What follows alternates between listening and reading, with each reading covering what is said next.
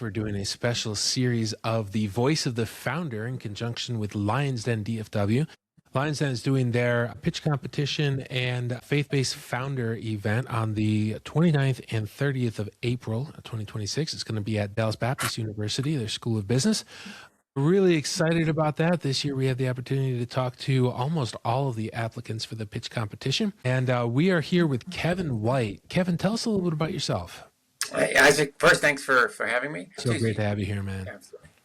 So my name is Kevin White. I'm the founder of Global Vision 2020 and the inventor of the UC Vision System, which I'm sure we'll get into. I came about this work. It's my work as a Marine. I was a Marine for 20 years. One of my last jobs was the director of humanitarian assistance programs for the DoD, and I saw donated eyeglasses being delivered. And what I didn't know was that moment was going to change the rest of my life. It was amazing because I read your pitch and I'm like, this is like the UC Vision System. I've seen this before. And I'm like, why don't they just use that? I'm like, oh, this is that. That's amazing. So I've gotten a little bit of familiarity with your product. I do a lot of work in Central America. Valerie, my producer, is actually in Nicaragua right now. That's where most of my staff is. Oh, excellent. And so I've seen people in Nicaragua that are making $300 a month trying to afford $150 eyeglasses. And for a basic subscription, Yep. I don't pay that much for my eyeglasses. I've had a lot of surgeries on my eyes. When I first came out of college, I was working for Interocular Lens Design Company. So I've got a little bit of experience in the space, but my eyes are held together with squirrel buckles, some duct tape, and a prayer, I think. So I've got little super glue. Yeah. They use the glass bubble, and I got to look down at the ground for like 6 weeks, I think. It was a big deal. Yeah, I spent a lot of time sitting in a dark room with my eyes taped shut. So vision is obviously something I'm passionate about, and I have seen around the world people that need access to affordable care. And you would think Nicaragua's they have medical care. It's a pretty developed nation. It's still developing. It's an emerging market. It's nothing like Uganda or Ivory Coast in Africa or anything like that, where these folks they wouldn't be able to come up with the money for $120 pair of eyeglasses.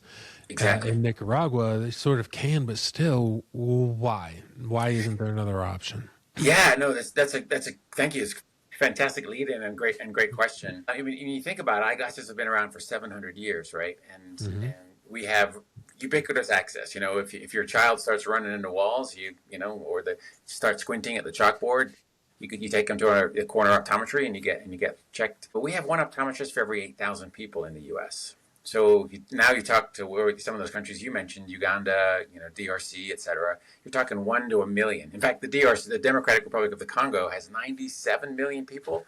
They've got 4 optometrists in the whole country. Wow. It's really crazy, and the industry is getting tighter and tighter and more restrictive because the technology is so far advanced. It takes years to become an optometrist and tens of thousands of dollars of equipment. So not only are there not enough access, there's just not enough optometrists in those countries, but the price, like you mentioned, $150 is twice, 2 or 3 times what you make in a month. So it's almost impossible to overcome those 2 things. So, and even when you train optometrists, I worked with a school in Uganda. They train 24 optometrists every year. I checked back in with the school a couple of months ago, and they said, "Oh no, those 14 have left the country because they couldn't find jobs." And then only four of them were working in optometry. The other 6 went on for more education to go do something else. So it's just too expensive. So you have to be. So 65% of the planet has no access to eyeglasses whatsoever. It seems like there has to be a way for your average person to be able to take a pretty quick course and then be able to be deployed and create eyeglasses for people. Yeah, that's the goal of our system. Simplify the process down to where it's just a couple hours of training, but provide the high quality. So we built our company on 3 principles. So principle number 1 is the standards piece. So standards is quality of the product. So it's FDA or CE or Japanese, those 3 international standards of quality. Accuracy, you have to be able to get the same outcome as you would if there was an optometrist. And then price. The price has to be something that can be affordable. So we're talking $5 to $15, somewhere in that price range, most people around the planet can afford. So that's what we came up with. And you've seen the device, Isaac, I'm assuming? Oh yeah. So essentially, it's just two lens bars, and I don't know if this will work, but essentially, so Yeah.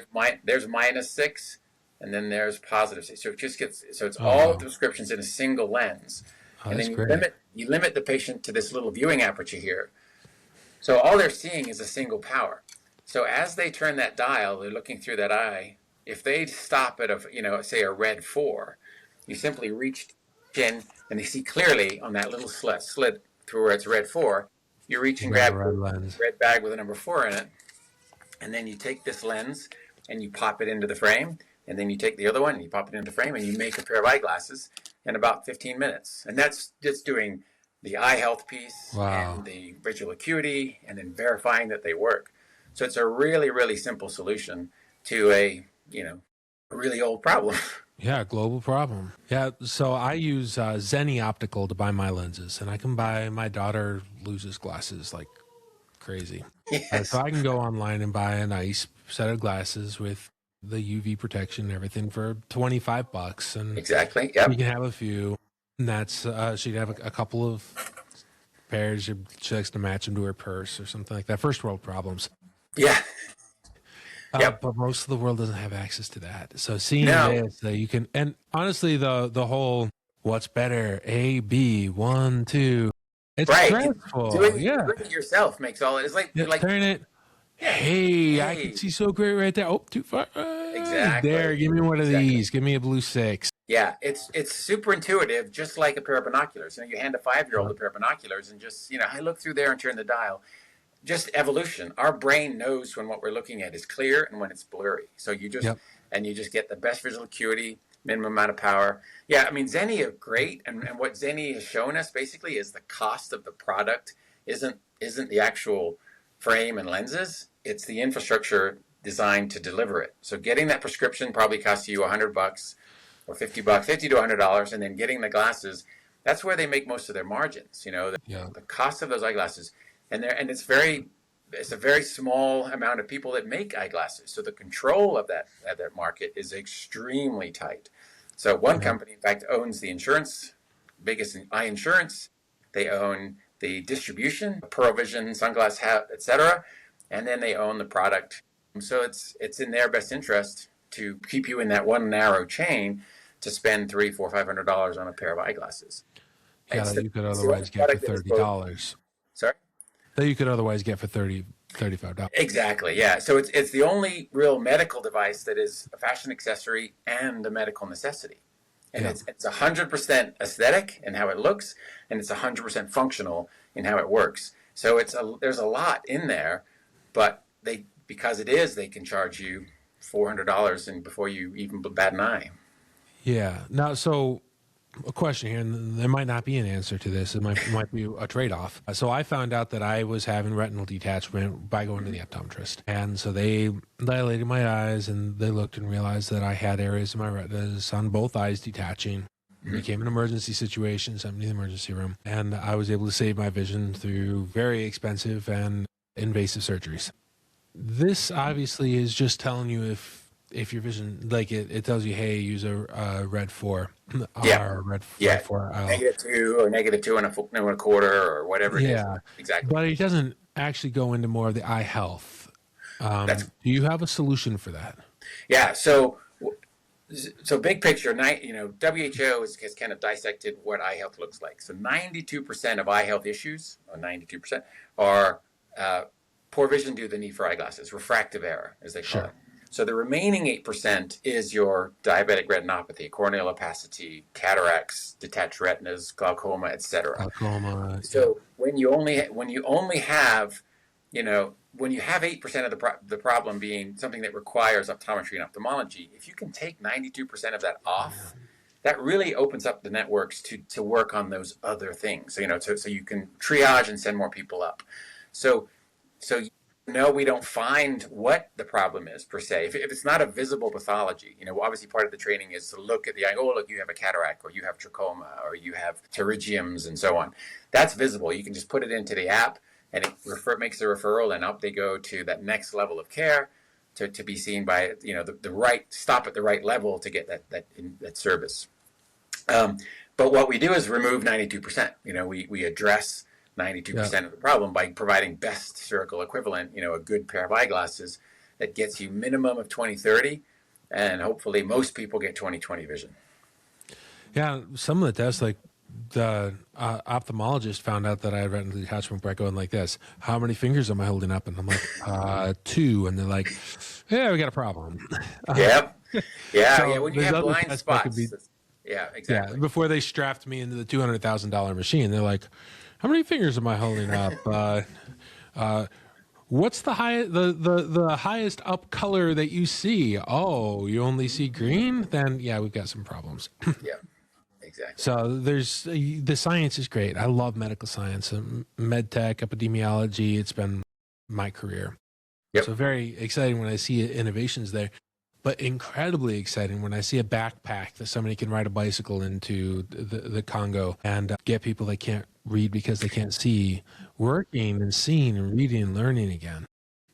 Exactly. I mean, there was a study done recently they did on kids, and they said kids who need eyeglasses learn 50% less than kids who don't need eyeglasses or have the eyeglasses. So now you've got whole communities where 10, 15, 20% of the kids cannot see the chalkboard. That's what's holding the entire class back. There was another study in China that says the best thing you can do to raise the test scores of the entire classroom is to find those kids that need eyeglasses, give them eyeglasses, and then they can keep up, and you're no longer having to kind of keep slow down to keep Johnny up to speed with the rest of the class. What they did a study on productivity. People who do near workers, they're 33% more productive with a pair of reading glasses on. I mean, it just goes on and on. I mean, we know what it feels like to be blind. All of us at some point need reading glasses, and how helpless you feel without them. We've got entire societies, communities, just putting grandma out to pasture or taking the little kid out of school so that he can work in the fields because he's no longer, the teacher's like, he's just a bad kid. And we have countless stories of that happening. Yeah. Yeah, I know. I used to have to sit in the front of the class. Yeah, me too. Because I couldn't see from the back of the class. And yep. I didn't have behavioral issues that required me to be in the front of the class. But, and there's a whole stigma around that. So yeah, it's I think it's really important. What kind of partnerships do you have? Are you able to partner with UN or other organizations? Yeah, so most of our partners are faith-based medical missions, much like your friend Valerie. They purchase our kits. We train them online, or we have like I said, we have a new app now that you can do all your training online. They take the kits with them, fly overseas, they screen and dispense eyeglasses, they train locals how to do it, and then they support those operations to keep, to provide that service to people that otherwise have no options whatsoever. That's our number one customer base right now. We're moving into doing governments and larger NGOs that have larger scale missions, like hospitals and clinics.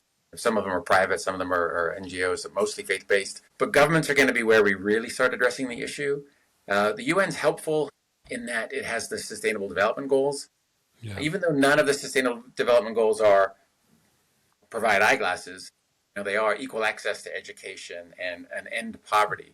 So having eyeglasses, giving them to the community that needs them, really addresses probably half of the Sustainable Development Goals just by providing that service. So, and it also provides jobs. It kind of creates a new worker, a visionpreneur, we're calling them, just, as kind of our working title, that they can go and meet the needs of the people at the base of the pyramid that can only afford $10 or $12, but at a cost of, around $5 a pair. That gives you enough profit margin to make it sustainable and fully self-sufficient in the very short term.